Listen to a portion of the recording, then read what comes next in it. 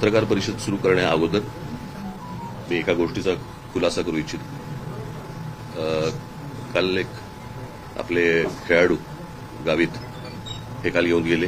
तुमच्याकडे बातम्या मी पाहिल्या. त्यातला सर्वात महत्वाचा भाग म्हणजे एक तर त्यांना कोणी बोलवलं होतं हे मला माहीत नाही. ते आलेत हेही मला कोणी सांगितलं नाही. त्याच्यामुळे ते आलेत आणि मी भेटणार नाही असं का करीन मी?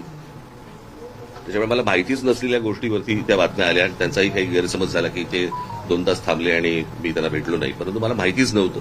मला कोणी सांगितलंच नाही की ते आलेत म्हणून. मला जर कोणी सांगितलं असेल मी निश्चित त्यांना नक्कीच भेटलो असतो. परंतु त्यांना कोणी बोलवलं आणि मला का कोणी सांगितलं नाही या गोष्टी सगळ्या बाजूला सोडा आपण. परंतु भेट नाही झाली त्याच्याबद्दल ते नाराज झाले. त्याच्याबद्दल मी दिलगिरी व्यक्त करतो. ते मला असं वाटतं दिल्लीला गेलेले आहेत आणि दिल्लीला जाऊन आल्यानंतर मी निश्चित त्यांची भेट घेईन आणि त्यांच्याशी मी निश्चित या गोष्टी बोलीन. तुमचाही काही संपर्क झाला तर मला असं वाटतं त्यांच्या कानावरती ही गोष्ट घाला की मलाच काही माहीत नव्हतं. त्याच्यामुळे भेटण्याचा न भेटण्याचा काही विषय येत नाही. बाकी काय विचारा आता काय. नाशिक आपल्या सत्ता काळामध्ये सिंहस्थ कुंभमेळाचा त्याचा होता. आता आपण जी माहिती घेत आहे किंवा सिंहस्थाची कामं शहरावर सुरू आहेत, काय इनपुट्स आहेत आणि काय नेमकी अपेक्षा आहे? मी तुम्हाला माझा अनुभव म्हणून तुम्हाला सांगतो की ज्या वेळेला मी 2 आतापर्यंत कुंभमेळे मी असताना इथे झालेत. एक 2003चा आणि एक 2015चा. 2003चा कोणाला आठवत पण नसेल. 2015 बद्दल आपण बोलू.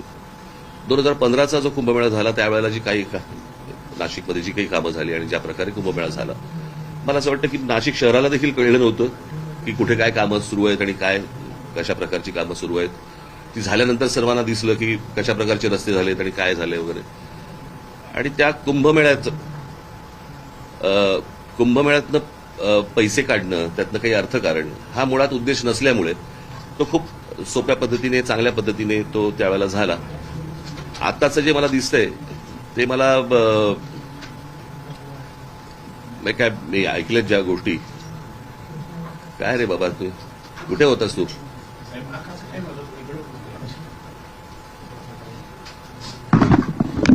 सर आता राहू दे बस. आता मी तुमच्याच माध्यमातून ज्या गोष्टी आमच्या कानावरती येतात. संपूर्ण शहरामध्ये खड्डे पडलेले आहेत. काही गाड्या ट्रक बीक सगळे खड्ड्यामध्ये गेलेले आहेत. माणसं गेली आहेत त्याच्यामध्ये खास करून. परंतु या प्रशासनाला काही नाही डिम्म येतं ना. माणसं मेल्याचं गेल्याचं यांना कुठचे काही सोयीसुद्धा नाहीये. आणि बस आपली त्या सगळ्या भागातनं म्हणजे त्या सगळ्या कामातनं कमिशन कशी मिळतील हाच फक्त एक सगळ्यात महत्वाचा भाग आहे. या कुंभमेळ्यासाठी मला कळले त्याप्रमाणे सगळे काही अनेक कॉन्ट्रॅक्टर्स हे गुजरातमधले आहेत. म्हणजे महाराष्ट्रामध्ये कॉन्ट्रॅक्टर जन्मालाच नाही आले असा भाग आहे. आणि वरून जे आदेश येतील त्याप्रमाणेच फक्त हे कुंभमेळे करायचे आणि महाराष्ट्रामधल्या एकूणच सगळ्या गोष्टी ह्या वरतून जे आदेश येतील त्याप्रमाणेच जर समजा हाताळायचे असतील तर त्यांचं त्यांना लख लाभो. दुर्दैव आहे. मला वाईट या गोष्टीचं वाटतं. इतकं सुंदर त्यावेळेला आम्ही नाशिक केलं होतं. याची सगळी दुर्दशा बघून वाईट वाटतं. म्हणजे ते बोटॅनिकल गार्डन असेल किंवा माननीय बाळासाहेबांच्या नावाने केलेलं म्युझियम असेल किंवा अनेक गोष्टी ज्या त्यावेळेला केल्या होत्या त्या सगळ्या गोष्टींची बस दुसऱ्याने केलंय म्हणून त्याची वाट लावायची. मला काल का परवाच मी हा प्रश्न विचारला की त्या स्मार्ट सिटीज काय झालं त्या स्मार्ट सिटीचं? कुठे गेलं त्या स्मार्ट सिटी? कुठच्याही देशातल्या कुठच्याही शहरामध्ये तुम्हाला काहीही दिसत नाहीये. सगळी शहरं बर्बाद होताना दिसत आहेत. आणि मला ज्या प्रकारे निवडणुका हाताळल्या जात आहेत त्याही खूप फ्रॉड पद्धतीनेच हाताळल्या जात आहेत. हे लोकांनाही कळले. लोकांनाही माहिती आहेत ह्यांना मतदान कशा प्रकारचं होत आहे. परंतु जे काही करतायत मतदान त्यांनी या गोष्टींचा विचार केला पाहिजे. म्हणजे नाशिकमध्ये एवढ्या मोठ्या प्रमाणावरती झाडं तोडली जात आहेत. त्याच्यावरती एवढी आंदोलनं झाली. काही नाही. प्रशासन डिंब. आणि ते सगळं चालू असताना देखील ज्यावेळेला निवडणुका झाल्यानंतर परत जर समजा भाजपचं लोकांना निवडून देत असतील भोगा. अजून काय बोलू शकतो मी?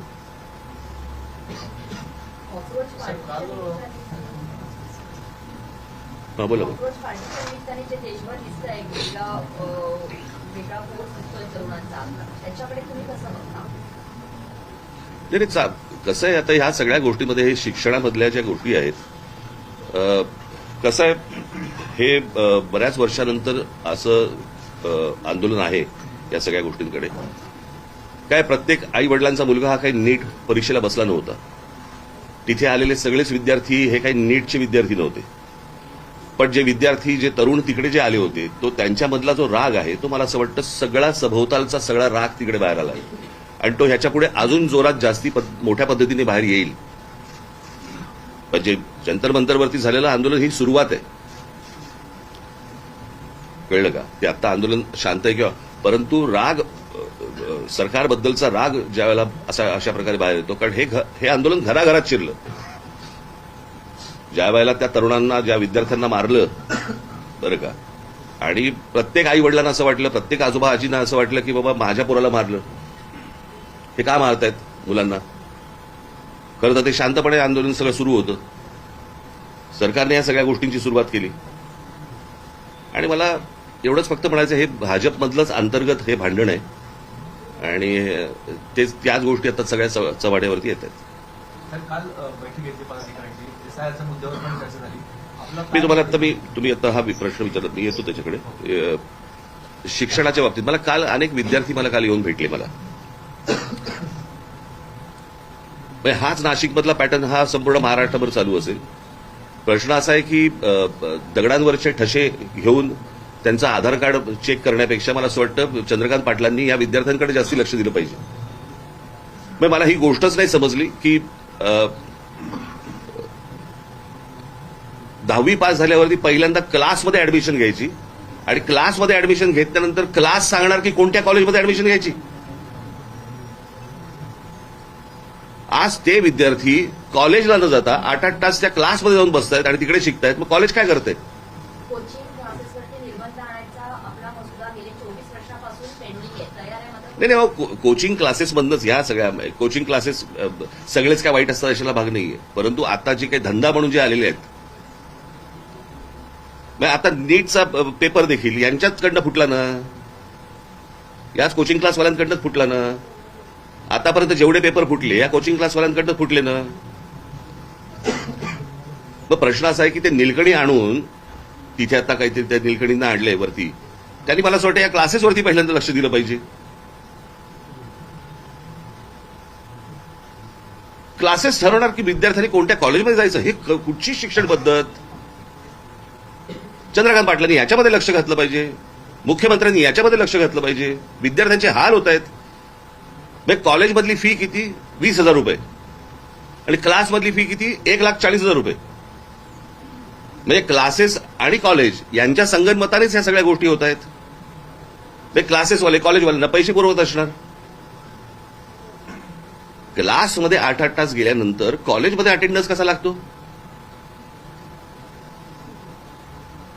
या अशा प्रकारची भिकार शिक्षण परिस्थिती शिक्षणाची असताना त्याच्यानंतर तुम्ही म्हणायचं की विद्यार्थ्यांनी चिडायचं नाही, तरुणांनी चिडायचं नाही, म्हणजे काय?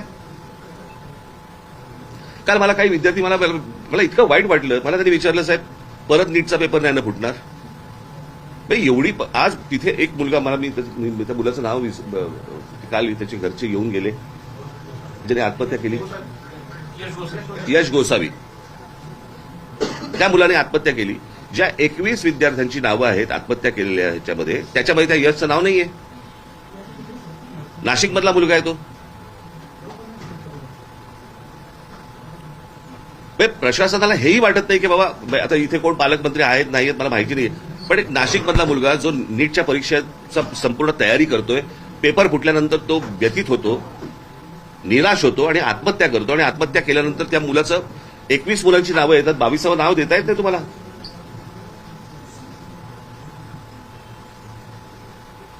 हे कोणतं सरकार चालू आहे आणि काय प्रकार चालू आहे मला समजलंच नाही. मी तुम्हाला एक गोष्ट वाचून दाखवतो, तुम्ही ती सर्वांनी नीट ऐका. आता बस, आता शांत.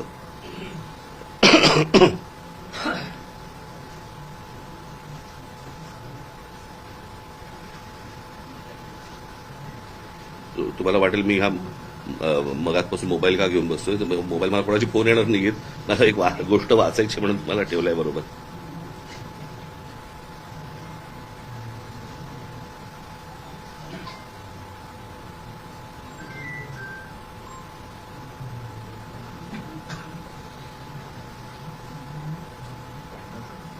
हा तेच तुला पाठवलं होतं ना काय. पाठवले ते पहिलं.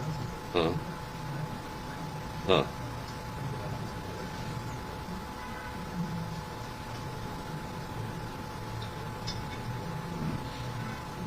हा एक लेख आलाय, मी तुम्हाला मुद्दा म्हणून वाचून दाखवतो. तुम्ही गप्प बसा रे आता. एक तर उशिरा येऊन कॅमेरा लावू नका तुम्ही, बाकीच्यांकडनं आउटपुट घ्या नंतर.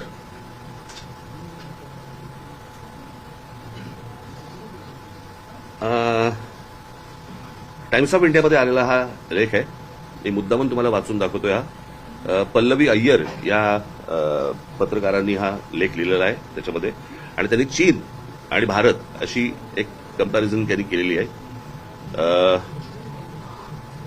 त्याचा मी तुम्हाला फक्त अर्क सांगतो त्या सगळ्या याच्यामध्ये. आपली आणि चीनची तुलना खरं तर करू नये. मोठी लोकसंख्या ही एक गोष्ट सोडली तर खूप फरक आहे. आपल्यात मुख्यतः तिथे लोकशाही नाही आणि आपल्याकडे ती आहे. तिथली राज्यव्यवस्था वेगळी आणि आपली वेगळी. परंतु तिथे शाळा झाल्यानंतर, 10वी झाल्यानंतर, शाळा झाल्यानंतर चीनमध्ये सगळी मुलं एक परीक्षा देतात, सगळी. त्या परीक्षेला गावकाव असं नाव आहे, गावकाव. मागे आवाज बंद करा रे तुम्ही, नाही तर निघून जायला सांगता ना. एक तर ते पत्रकार नाहीयेत. भारतात नीट दिली, भारतामध्ये नीटची परीक्षा 22,70,000 मुलांनी दिली. तर यावर्षी चीनमध्ये गावकाव नावाची परीक्षा दिली साधारण 1,33,50,000 मुलांनी, भारताच्या 6 पट. त्यात त्यांनी जे केलं ते आजच्या टाइम्स ऑफ इंडियामध्ये पल्लवी अय्यर यांनी दिलंय. त्याच्यात त्यांनी मुद्दे दिलेत, 6 मुद्दे महत्वाचे आहेत. प्रश्न एकाच, हे जे प्रश्न आहेत त्याचे प्रश्न पत्रिका, प्रश्न एकाच ठिकाणी तयार केले, परंतु परीक्षा घेण्याची जबाबदारी प्रांतांवरती सोपवली. सर्वात महत्वाचा मुद्दा हे आपल्याकडे जे काही केंद्रीय पद्धतीने जे चालू आहे, एका ठिकाणी पेपर त्यांनी केले आणि राज्यांना सांगितलं की तुम्ही कंडक्ट करा म्हणून. परीक्षा पेपर्स एखाद्या टॉप सिक्रेट प्रमाणे गुप्त ठेवले गेले. पेपर्स ने-आण करत असलेल्या वाहनांवरती जीपीएसद्वारे लक्ष ठेवले गेले. त्यांना पोलीस संरक्षण होतं. हाय सिक्युरिटी प्रेसमध्ये जिथे नोटा छापतात तसे पेपर्स छापले गेले. तितकीच सुरक्षा होती जिथे तिथला कचरा आणि ड्रेनेज व्यवस्थेवरतीही लक्ष होते. त्याच्यातनं कोणी बाहेर काढू देत पेपर वगैरे.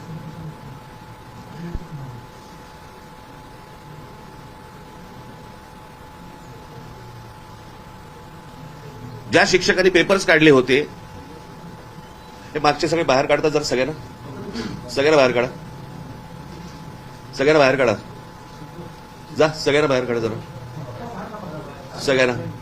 सगळ्यांना बाहेर काढा. सगळे जा तुम्ही, सगळे बाहेर थांबा, सगळे बाहेर थांबा, सगळे बाहेर थांबा, सगळ्यांना बाहेर थांबा, सगळ्यांना बाहेर थांबा. जा तुम्ही सगळे बाहेर थांबा, सगळे बाहेर थांबा, तुम्ही सगळ्यांना बाहेर थांबा, सगळ्यांना बाहेर थांबा, तुम्ही बाहेर जा सगळे.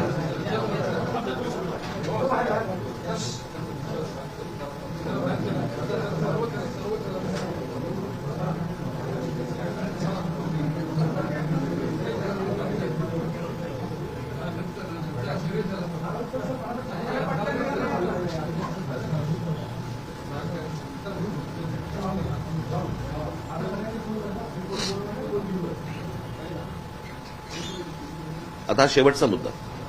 ज्या शिक्षकांनी पेपर्स काढले होते त्यांना सुमारे महिनाभर एका सुरक्षित ठिकाणी ठेवलं होतं, कोणत्याही संपर्काशिवाय.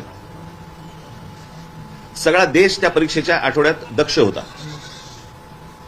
बांधकाम गंमत बघा तुम्ही, आपण म्हणतोय तिकडे काय हुकुमशाही आहे किंवा काय जे काय म्हणतोय, आणि आमच्याकडे लोकशाही वगैरे. पण आमच्या मुलांनी कशा प्रकारे त्यांचं भविष्य उभं केलं पाहिजे, आणि ही परीक्षा सर्वात महत्वाची आहे. सगळा देश त्या परीक्षेच्या आठवड्यात दक्ष होता. बांधकामं थांबवली होती सगळी, कारण मुलांना शांतता हवी म्हणून. वाहनांच्या हॉर्न्सवरती बंदी होती. मुला-मुलींना वेळेवरती परीक्षा केंद्रावरती पोहोचता यावं म्हणून वाहतूक वळवली होती. पोलिसांनी स्वतः शटल सर्व्हिस सुरू केली होती. रस्त्यावरती उभे राहून स्वयंसेवकांनी मुलांना फुकट नेण्या आणायची सोय केली.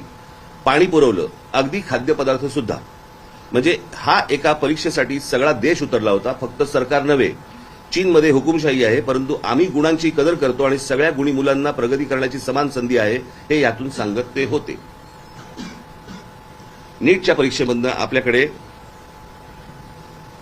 जे विद्यार्थी आहेत हे या देशाचं भविष्य आहे.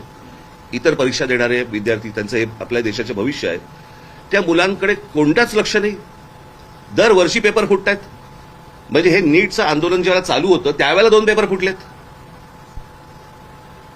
म्हणजे या शिक्षण पद्धतीवरती जर समजा कोणाचंही लक्ष केंद्रित नसेल, कोणी त्या गोष्टीला गांभीर्याने घेत नसेल आणि त्याच्यानंतर तुम्ही म्हणाल मुलांनी चिडायचं नाही, मुलींनी चिडायचं नाही, तरुणांनी रागवायचं नाही, शिव्या द्यायच्या नाहीत, मग शिव्या द्यायचा अधिकार फक्त काय भाजपला आहे?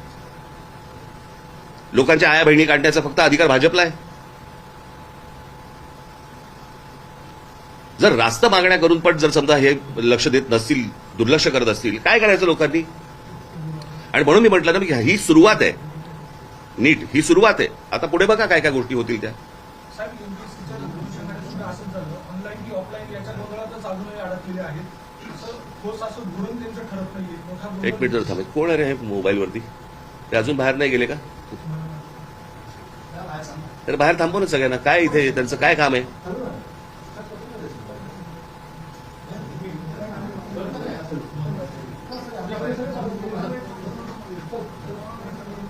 साहेब, तुम्ही आता जंतर मंतर आंदोलनाची उद्देशून म्हणाला की हे भाजपमधीलच अंतर्गत भांडण कुठेतरी समोर आले म्हणतात. हे नक्की काय आहे तुम्हाला? मी सांगितलं होतं ना मागच्या वेळेला.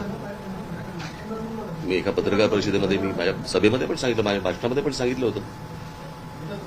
हे प्रत्येकाच्या महत्वाकांक्षा मोठ्या झालेल्या आहेत. आम्हाला पंतप्रधान व्हायचंय, मला पंतप्रधान व्हायचंय.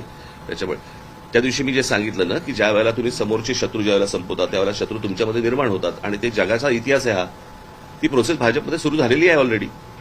आता ती थांबू नाही शकत.